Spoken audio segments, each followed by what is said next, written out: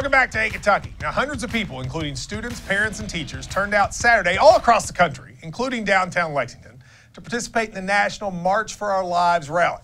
We sent our own Josh Corman down to see what was happening. Take a look. Hundreds of people have gathered behind us for the March for Our Lives here in Lexington. Marches like this are taking place today all over the country as people rally for school and gun safety. What kind of changes as a student would you like to see happen? I would like to see stricter gun laws because my fellow classmates and myself, we don't want to live in an environment of fear every time that we go to school. I would like to see changes with gun laws, and I'd like to see just more active things trying to be done to help us and to make us be safe.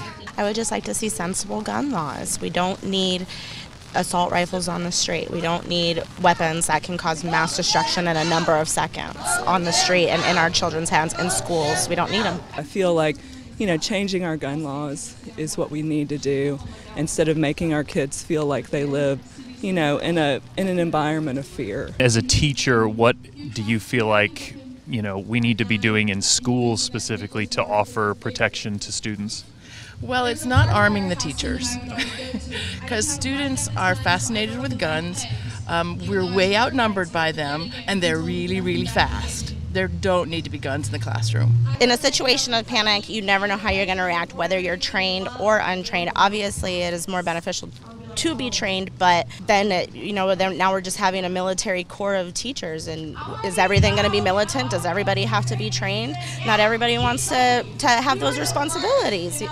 So that's just a bad idea. I think it's a bad idea to arm teachers. Your sign says, "Am I next?" How worried are you day to day going to school in the current climate? Very worried.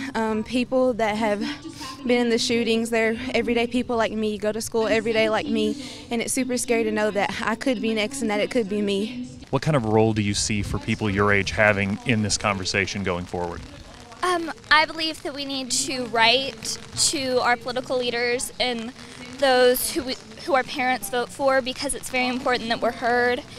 And I believe that as soon as we can vote, we need to vote, because we won't get noticed if we don't vote, because that's how we have a voice. I think we have all the power to make these changes. I mean, we're organizing these events and we're going up there and we're speaking, and not only that, but we're the future. And if the future is saying we want this change, it's going to happen, whether it be now or later. I'm very proud of them. I'm proud to see those kids out there standing up for their rights. They have a right to be angry. They have a right to say, hey, adults, we put you in charge, please protect us. And they're angry that they're being failed. We are mature enough to take part in this conversation. We're the people that are most affected by what's going on, because we go to school every day and we try to learn, and we have to have a voice in the conversation, because if we don't, then adults won't know what's most important to us, and nothing will change. Despite some miserable weather conditions, people gathered out here in force to have their say on gun safety and school safety issues. And if they have their way, they'll see some changes sooner rather than later.